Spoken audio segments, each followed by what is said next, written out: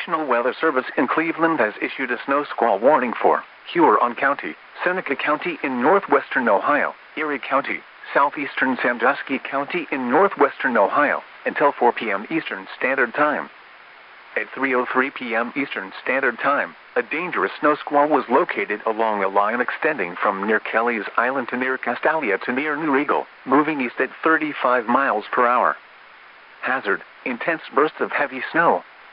Gusty winds leading to blowing snow and visibility rapidly falling to less than 1/4 mile. Wind gusts greater than 35 miles per hour. Source: radar and webcams. Impact: travel will become difficult and potentially dangerous within minutes. The snow will impact motorists traveling on Interstate 90, Route 2, and Highways 6 and 20. Locations impacted include Sandusky, Tiffin, Norwalk, Western Vermilion, Bellevue, Clyde, Willard, New London, Plymouth, Green Springs, Northern Milan, Wakeman, Bloomville, Castalia, New Regal, Greenwich, Monroeville, Attica, and Berlin Heights. Slow down. Rapid changes in visibility and road conditions are expected with this dangerous snow squall. Be alert for sudden whiteout conditions.